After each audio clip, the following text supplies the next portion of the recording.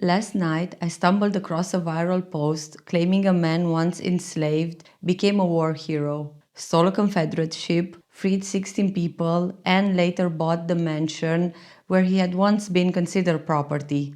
Honestly, it sounded too cinematic to be real. So I looked into him. And now I'm telling you this story because it's not just real, it's one of the most remarkable lives ever lived. Robert Smalls was born in 1839 in Beaufort, South Carolina, enslaved in the home of Henry McKee on Prince Street. He grew up working in the city, but as a teenager, he was hired out in Charleston Harbor, first as a dock worker, then as a deckhand, and eventually as a skilled wheelman aboard ships. Smalls paid close attention. He learned the tides, the landmarks, the signals used by Confederate ships. He also watched the people who enslaved him closely. Then, in May 1862, he made his move. Smalls was working on a Confederate transport ship, the Planter, which moved troops and supplies. One night, the white officers left the ship to sleep on shore. Smalls and the other enslaved crew members quietly took control. Smalls put on the captain's uniform, raised the Confederate flag to avoid suspicion,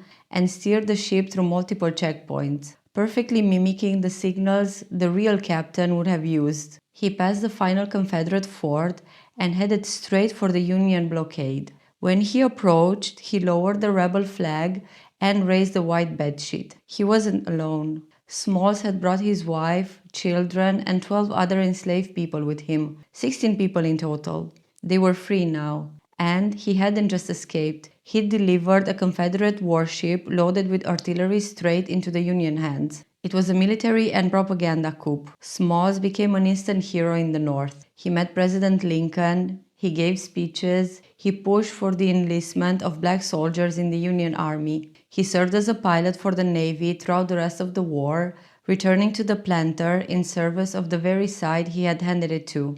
But his story didn't end with the war. After emancipation, Robert Smalls went back to Beaufort. In 1864, during a tax auction, he purchased the home he had once been enslaved in, 511 Prince Street. He used prize money from Congress, around $1,500, and paid about $605 for the house. And yes, it was the same house owned by the McKee family. There's a story, almost too poetic, that McKee's widow, who still lived there, continued to stay as a tenant. Smalls let her remain until she died. Then he entered politics. During Reconstruction, Smalls became a state legislator in South Carolina and eventually served 5 terms in the U.S. House of Representatives. He didn't buy those terms. He won them through elections. And while some people say he built schools, what he actually did was arguably bigger. Smalls wrote and passed legislation to create South Carolina's first free,